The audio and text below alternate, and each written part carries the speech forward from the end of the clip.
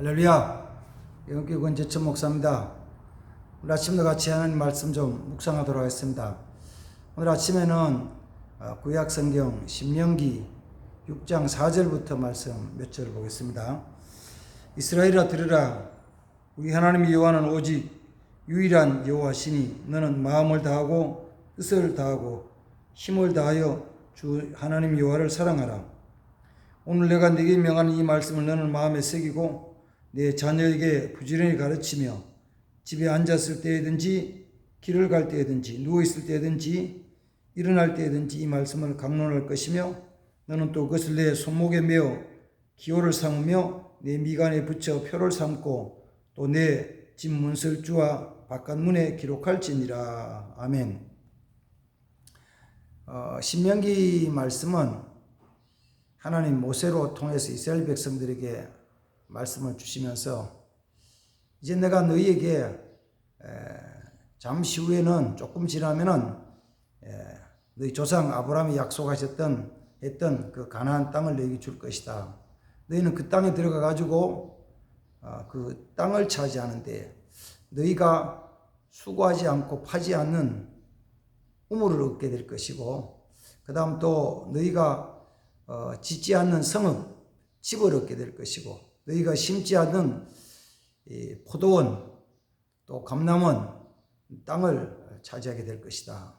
너희가 거기서 애굽 땅의 생활 다르게 잘 살게 될 것이다. 이렇게 이제 약속을 해주시고 너희 조금 있으면 그렇게 얼마 있지 않으면 그렇게 해줄 건데 그럼 너희가 거기 살아갈 때 어떻게 살아가야 되느냐에 대한 말씀을 신명기서에서 해주고 있습니다.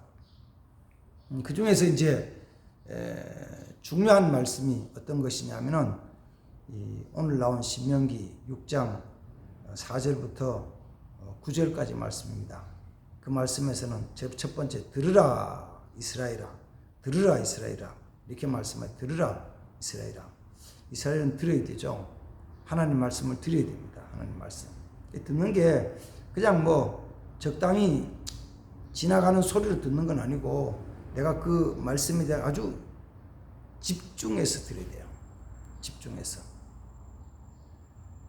바로 내게 주신 말씀으로 집중해서 그 말씀을 드려야 돼요. 집중해서 들으면은 들려집니다.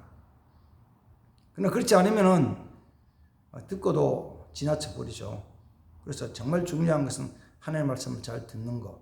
듣는 것부터 시작하는 것입니다. 모든 신앙생활, 어쩌면 삶의 행동의 모든 것도 어디서부터 시작되느냐 하면은 말씀을 잘 듣는 데서부터 시작한다. 말씀을 잘 듣는 자들은 그 가운데 거할 수 있다, 승리할 수 있다는 것입니다. 들으라. 듣는 내용을 들어야 될 내용을 오늘 신명기 6장 4절부터 9절 사이 두 가지를 이야기해요. 하나는 뭐냐면은 첫 번째 것은 너희는 너희 하나님, 유일하신 하나님을 사랑해라. 사랑해. 두 번째는 뭐냐면은 너희는 이 말씀을 너희 자녀들, 후손들에게 잘 가르쳐라. 그러면 하나님의 말씀, 하나님을 사랑하고 이 말씀을 자녀들이 잘 가르쳐야 될 중요한 이유가 뭐냐? 그 이유는 그 앞에 나온 그 신명기 6장 3절 속에서 너희가 그 땅에 들어가서 생활하는 동안에 너희 자신들이 복을 받고 너희 조상에게 약속하신 모든 번성함을 크게 번성케 되기 위해서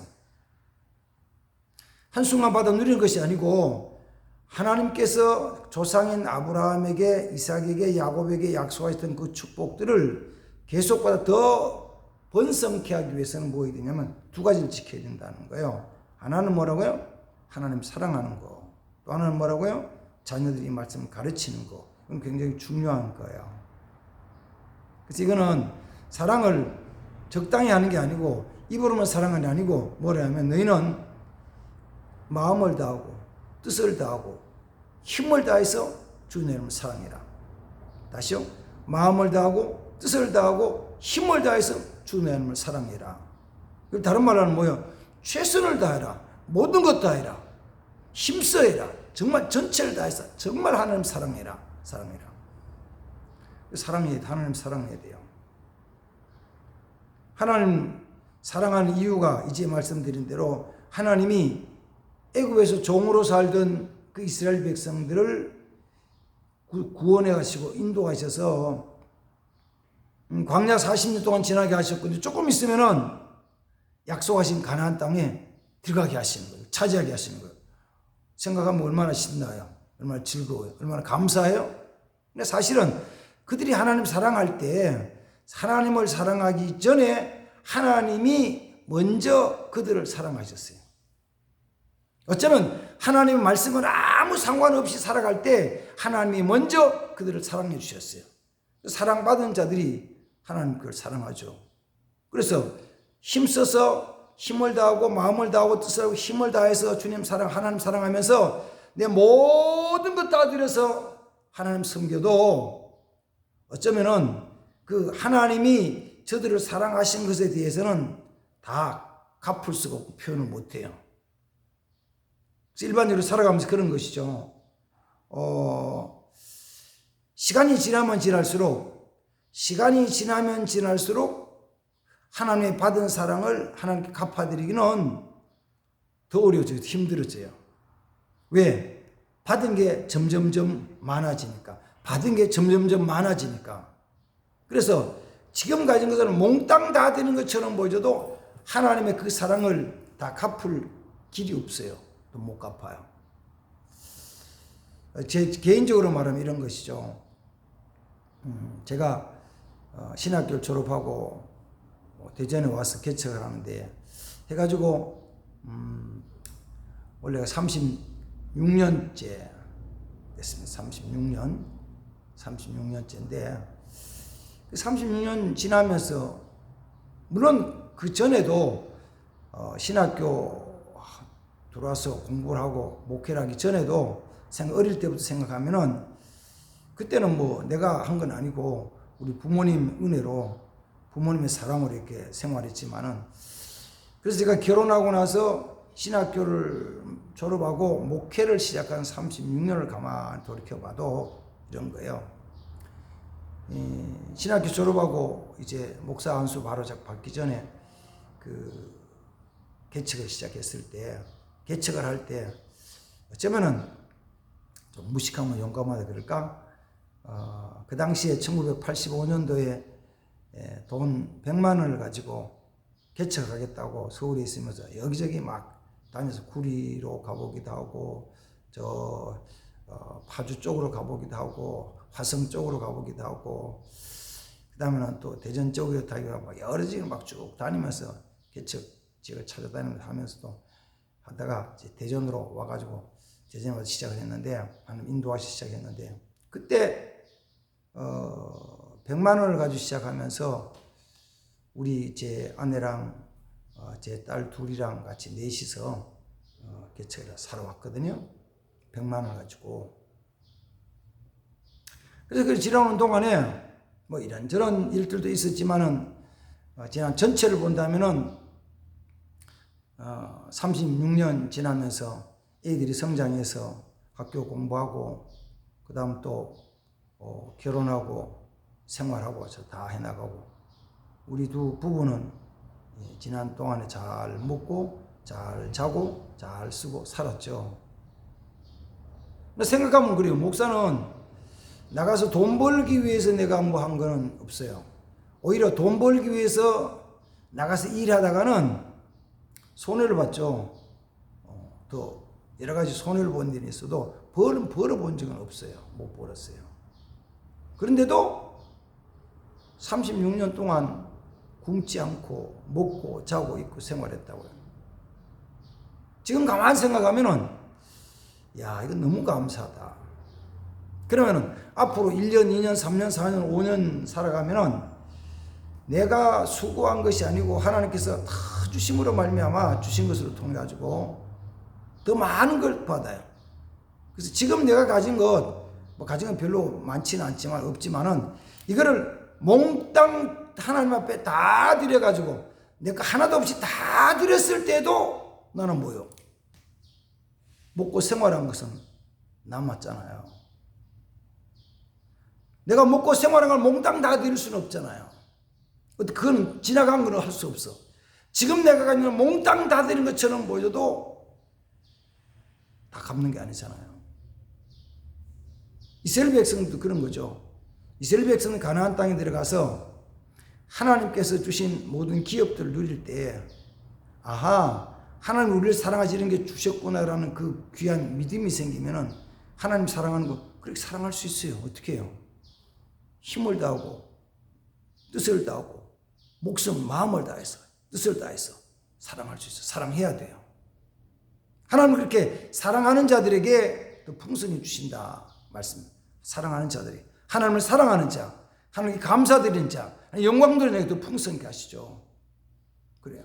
사람들 때로는 자기 걸 잘 챙기면은 자기 걸 잘 챙겨서 이렇게 잘 관리하고 보관하면은 점점 더 많아질 것이 생각하는데 그런 건 아니고 실제로 뭐냐 그러면은 하나님께 감사드리며 살아갈 때 하나님이 저들에게 풍성히 주시는 걸 통해서 살아가는 것입니다. 그래서 중요한 게 뭐라고요? 첫 번째 하나님 사랑하는 거예요. 마음을 다하고 뜻을 다하고 힘을 하나님 사랑해라. 사랑하는 자 되시기 바랍니다.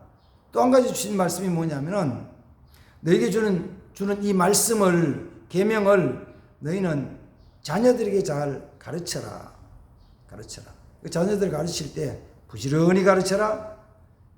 집에 있을 때 가르쳐라. 길을 행할 때 가르쳐라. 누웠을 때 가르쳐라. 일어날 때 가르쳐라. 웃으면서 얘기할게요. 요 네 때만 네 가지 경우에만 가르치면 돼요. 언제라고요? 집에 있을 때, 길을 행할 때, 일어날 때, 누울 때, 요 네 경우에만 가르치세요. 그럼 뭐야? 항상 가르치는 거죠. 항상 가르치는 거예요. 항상. 그렇게 해서 자녀들이 이 하나님에 대한 하나님 말씀에 대한 신앙을 간직하고 가지고 이 말씀을 지켜나갈 때에 하나님은 뭘 하시냐 그러면은 너희에게 하나님께서 너희에게 준 축복이 점점점 더 번성해질 것이다.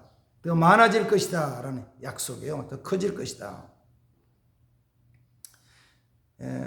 이스라엘 백성들이 가나안 땅에 가서 기업을 받아 누리는데 그러나 이걸 어떤 때는 실패를 했어요. 왜 그러냐면 사람들은 보통 생활에 여유가 있을 때 의식주가 해결되고 생활에 여유가 있을 때 생활에 여유가 있어서 나는 부족한 것이 별로 없다고 생각될 때 하나님에 대한 믿음이 약해져요. 하나님 잘 안 믿어요. 그래서 보통은 이런 거죠. 경제학적으로 얘기한다면은 신앙과 경제학적으로 얘기한다면은 사실은 국민소득이 지금은 달라졌지만은 70년대 80년대는 그때는 5,000불 넘었으면 신앙에 어떤 갈림길이 온다. 지금은 한 2만 불 넘었으면 2만 불 정도 넘었으면 신앙에 갈림길이 와요. 1970년대에는 그 필리핀이 그때 국민소득이 한 5,000불 됐거든요. 5,000불, 6,000불. 우리는 왜 뿌리냐면 6.25 이후에 700불 될 때 필리핀은 5,000불, 6,000불 됐다고요. 그래서 6.25 끝난 다음에 박정희 대통령이 이 경제 개발 계획을 세울 때 목표를 세운 게 뭐냐면은 우리나라 경제 목표는 필리핀처럼 사는 거, 필리핀보다 더 잘 사는 거, 그 목표를 세웠다고요. 열심히 노력해서 이렇게 살아왔죠. 근데 그때 필리핀이 5,000불, 6,000불 되어갈 때 신앙이 흔들리기 시작한 거예요. 그 당시에도 필리핀 자체는 거의 전체가 캐톨릭, 천주교 믿는 신앙. 지금도 뭐 공식적으로는 필리핀의 90% 이상이 캐톨릭 신자예요. 캐톨릭 신자인데 뭘 안 하냐면은 가서 예배 참석을 잘 안 하고 말씀을 가르친 게 없어요. 이름만 나는 신자입니다. 나는 신자입니다. 이렇게 얘기를 하죠. 그래서 웃으면서 그래요. 그 사람들 중에는 평생 교회 3번 갔네, 3번. 언제 가느냐 하면은 처음 태어나가지고, 세례받을 때 한 번 가고, 그 다음에 결혼식 갈 때 한 번 가고, 그 다음에 또 한 번 가는 거는 죽어서 장사 지을 때 가고, 3번 간다는 거죠.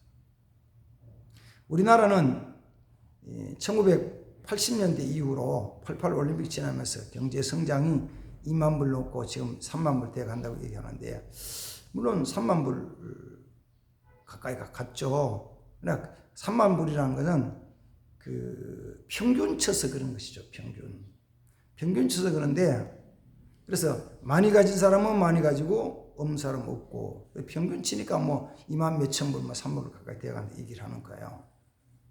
근데 이게 신앙이 그때부터 흔들리기 시작하면서 이 하나님 사랑이 식어졌어요. 하나님 사랑이 식어지기 뭐냐 하면 자기 쾌락, 자기의 즐거움. 내가 즐기는 거죠. 뭘 하면 즐겨요? 80년대는 3S라고 해서 3S. 스크린, 스포츠, 섹스, 이걸 통해서 자기가 즐기는 거잖아요. 자기 즐기는 거죠. 먹고 마시고 즐겨. 요사이는 또 여행도 넣어가지고 여행에 대한 걸 즐기죠. 사람은 그렇게 즐기면서 살아요. 그 즐기다 보니까 하나님 사랑하고 섬기는 시간이 부족한 거죠. 하나님 섬기는 시간이 부족해요. 하나님 사랑하는 시간이 부족하다고요. 잘 나오질 않아요. 그래서 교회 크리스찬이 1200만이라고 그러는데 예배 인원은 어쩌면 600만 명이 안 되잖아요. 코로나 시대는 600만 명이 뭐요? 지금 방역 4단계 수준에 들어가가지고 아마 조금 있으면 전국적으로 다 4단계 될 거예요. 지금은 수도권과 지방에서 일부, 대전도 지금 4단계 됐고 하지만 일부 지역이 4단계라서 4단계는 정부 반침이 19명만 예배하라는 거예요. 10,000명 모이던 교회도 19명만 예배하는 거예요. 5만 명 모이던 교회도 19명 예배드리는 거예요. 그렇던 때는 큰 교회는 4단계, 그렇지, 비대면이지. 자진해서 교회는 문 닫고 19명만 촬영팀만 비대면 예배드린다는 비디오 촬영팀만 와서 예배 촬영하는 거죠. 그러면 교인이 예배 몇 명 드릴까? 전국적으로. 우리는요, 유튜브로 다 영상으로 다 예배 드립니다. 물론 많이 드려요. 큰 교회 많이 드리는데. 그러나 전체로 보면은 이 1200만이라는 기독교 신자 중에서 얼마나 예배 드릴까? 한 500만 명, 400만 예배 드릴까? 400만 명 예배? 쉽지 않죠. 한 300만 명 정도 드릴까? 잘 모르겠어요. 그 정도 끝까지 될지 몰라요. 그 나오는 이유가 뭐냐면 이 두 가지예요. 하나님 사랑하는 것이 식어졌어요. 세상 쾌락, 연락을 쫓아가요. 그리고 자녀에게 하나님 말씀을 가르치는 것이 약해졌어요. 하나님 말씀 잘 안 가르치잖아요. 그래서 나타나는 결과가 뭐냐면은 신앙이 이어지지 않는다. 지금 한국 교회를 쳐서 600만 명의 그냥 신자를 얘기할 때 600만 명이 자녀들 잘 가르치면은 정말 믿음에 세우면은 다음 세대가 600만 명 되잖아요. 그 다음 세대가 적어도 잘못하면 1200만이 되잖아요. 그게 안 되거든요. 가만 보면 지금도 현실적으로 그 집사님, 장로님, 권사님 자녀들 중에서 교회에 나오지 않고 예수 믿지 않는 자녀들이 많아요. 더 심하게 말하면 목사님 자녀들 중에서도 목사님 가정에서 태어나 성장한 목사님 자녀 중에서 교회 안 나오고 예수 안 믿는 사람 많아요. 어떤 때는 좀 내가 민망스러운 건 뭐냐면은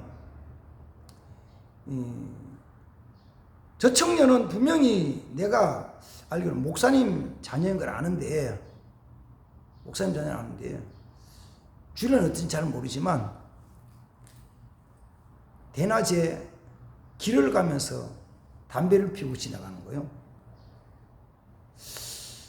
뭐 직장 다니니까 직장 생활에도 뭐 그렇겠지만 그러면 그걸 보면서 저 예수 이게 맞나? 그런 거죠. 그러니까 집사님 자녀들, 권사님 자녀들, 장로님 자녀들, 목사님 자녀들 중에서도 예수를 믿지 않는 자녀들 너무 많다고요. 왜? 하나님 말씀을 잘 안 가르쳤어. 못 가르쳤어요. 그럼 그랬을 때 하나님은 하나님의 말씀을 자녀들이 잘 가르치면은 내가 너희 조상들에게 약속한 그 말씀대로 너희를 그 땅에서 번성하게 할 것이다 라는 약속의 말씀을 받아 누릴 수 있어요. 그렇지 않으면 나는 신앙생활을 했는데 신앙 유산을 이어지지 않으면서 하나님 그 축복을 거두어 버린다고요. 안 주신다고요. 안 주세요. 아직은 드물게 나타나는 현상 중에 하나가 이런 것이 있어요. 그분이 신앙생활을 어쩌면 평생 했죠. 집사로, 권사로, 장로로 했는데 특히 이제 여자 성도들 중에서 혼자 열심히 신앙생활하고 집사님 되고 권사님 된 분들 중에서 가족들이 자녀들이 안 믿는 경우가 있잖아요. 그러면 그분이 마지막 세상을 떠나셨어. 떠나시기 전에도 나이가 많으면 어떻게 되냐면은 우리 어머니 바깥에 나갔다 다치면 안 되지. 나가도 바깥에 다칠 수 있으니까 교회도 못 나가게 하시는 거야. 못 나가게 하잖아요. 근데 심지어는 제가 이제는 뭐 고인이 제가 하늘나라 가셨지만은 그 연세가 많고 그다음에 몸이 불편해지면서 허리가 이렇게 굽은 우리 집사님이 계셨어요.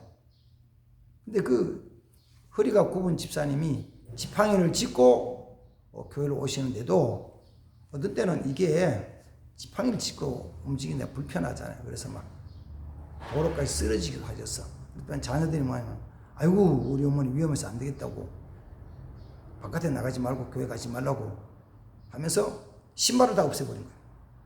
그 집사님 신발이 집에 하나도 없어. 교회 못 나오시는 거잖아요.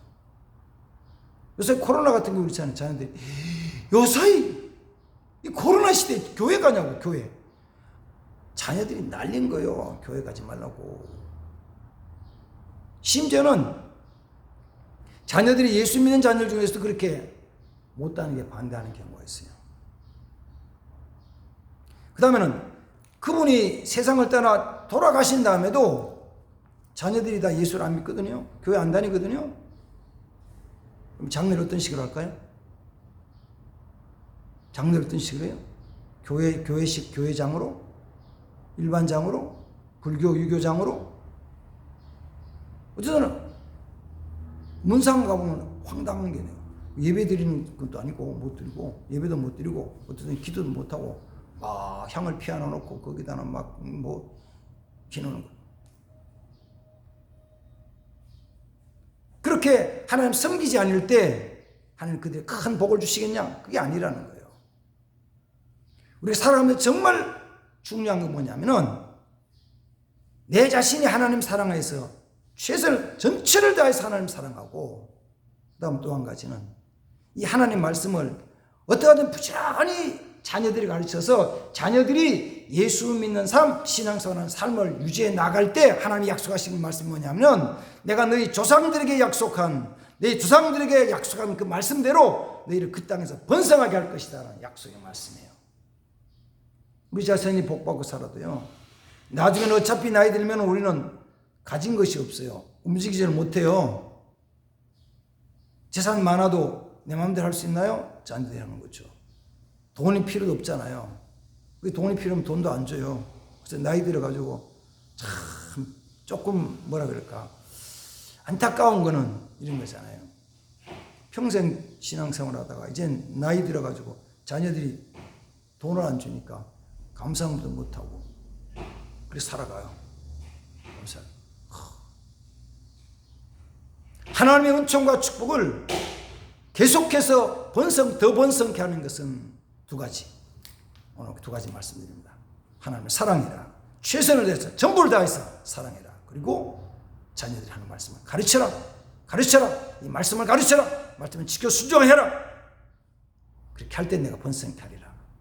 믿으시기 바랍니다. 그렇게 행하는 자 되길 바랍니다. 아멘. 그러고 하신 하나님 아버지 오늘도 귀한 말씀 주셨사오니 말씀 이스라엘 백성들 주셨지만 내게 주신 말씀으로 아멘하며 그 말씀대로 하나님 사랑하며 자녀의 말씀을 부지런히 가르친 자 되게 하옵소서. 부지런히 가르친 자 되게 하옵소서. 자녀들이 말씀에 굳게 설 수 있게 하옵소서. 믿음을 계승해 나가는 믿음을 유산으로 받아 누리는 가정, 교회, 성도들 되게 하옵소서. 예수님의 이름으로 축복하며 기도하옵나이다. 아멘. 아멘. 감사합니다.